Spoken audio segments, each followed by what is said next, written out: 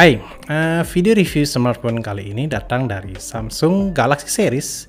Namun seri Samsung ya ini yang aku akan review adalah seri Samsung yang bukan untuk pasar Indo, tetapi untuk pasar luar. Dimana menurutku HP second dengan kondisi like new serta dibanderol di harga 1 jutaan yang aku pegang ini mempunyai spesifikasi yang terbilang oke punya dan cukup menarik. So, buat kalian yang kebetulan mencari smartphone yang mempunyai fitur seperti NFC, layar Super AMOLED, berukuran ringkas, serta memiliki RAM 4GB, dan yang terpenting, budget kalian yang tidak lebih dari 1,5 juta, mungkin HP ini bisa jadi pilihan yang pas buat kalian. Namun ada beberapa hal yang mesti kalian perhatikan sebelum membelinya. So guys, nggak usah lama-lama lagi, langsung aja cek video reviewnya di channel Kuma Gadget.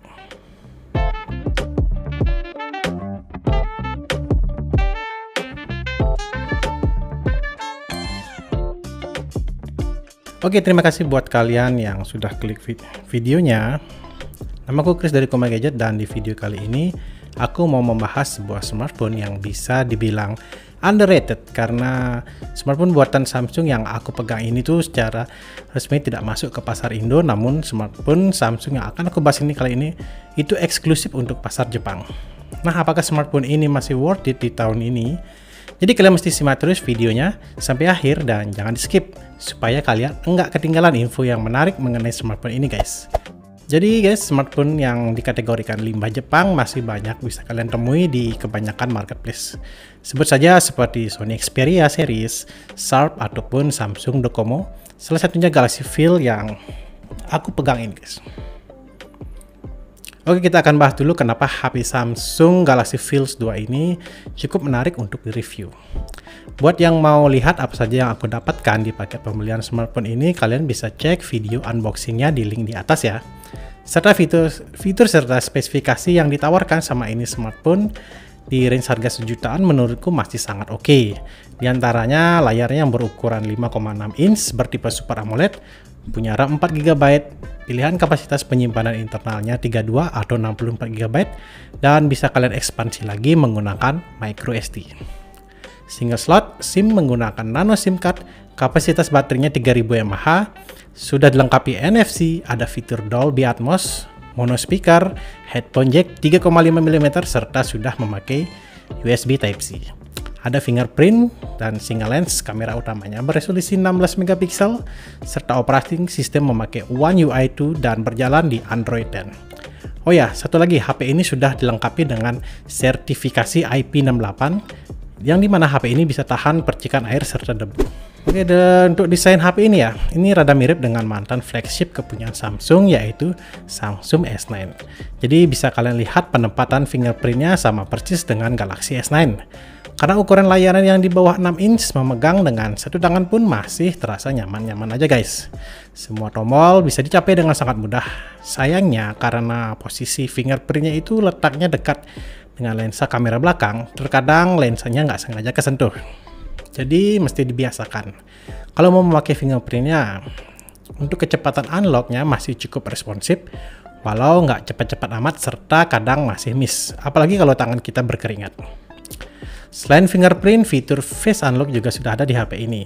Ya lumayan akurat dan bisa diandalkan. Kelemahannya paling dalam cahaya yang minim, face unlocknya kadang bisa miss juga. Nah, untuk kalian penggemar smartphone yang mencari fitur NFC, jadi Samsung Galaxy Fold 2 ini sudah dilengkapi dengan fitur tersebut. Letaknya di sekitar sini. Dan proses scanningnya sangat responsif guys. Cepat banget. Jadi buat kalian yang memang sering banget gunain fitur NFC, nggak bakalan kecewa deh sama ini smartphone. Posisi lampu LED di bagian kiri atas, dan salah satu favoritku di smartphone ini adalah layar Super AMOLED-nya Samsung yang bakal memanjakan mata kalian. Jadi nonton konten YouTube dengan resolusi Full HD atau lihat film favorit kalian di Netflix sepertinya bakalan bikin betah deh.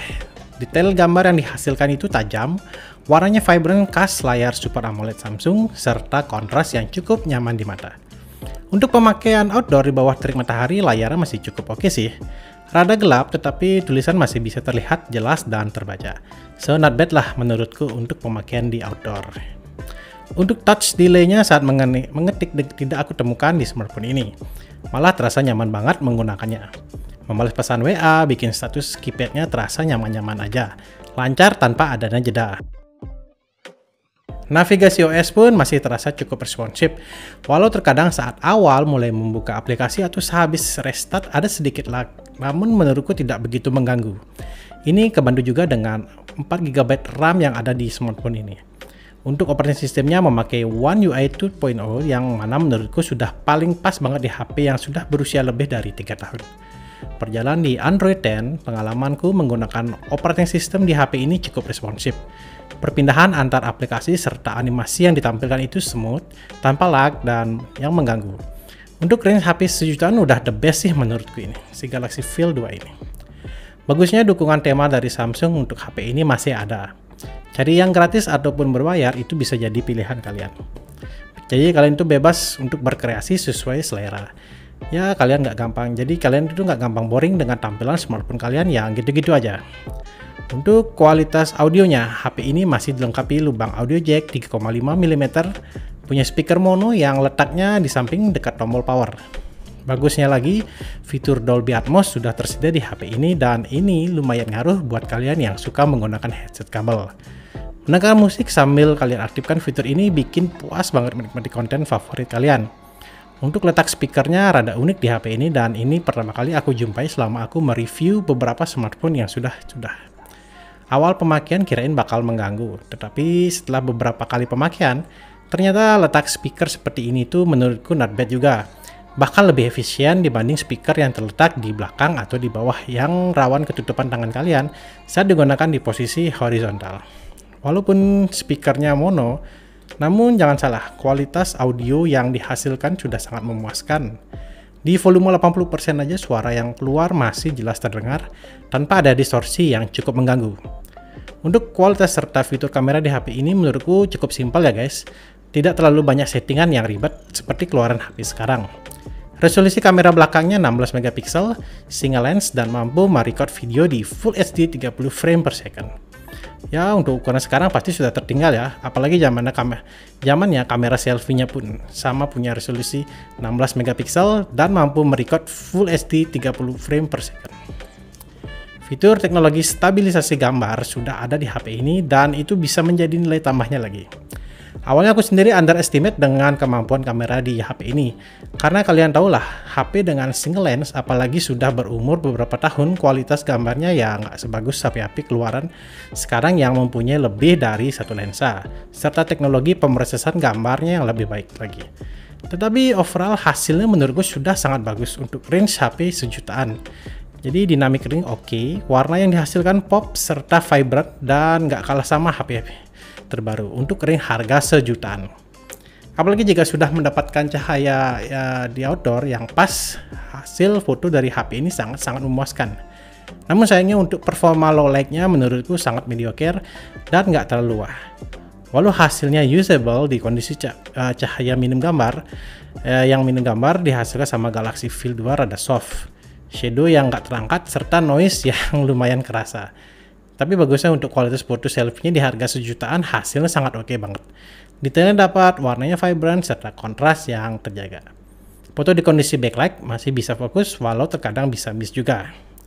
Nah, untuk hasil record videonya HP ini mampu merecord Full HD 30 frame per second dan ini dia hasil samplingnya. Wah, halo guys, jadi untuk kualitas rekamannya di Samsung Galaxy Fold 2 ini seperti ini ya.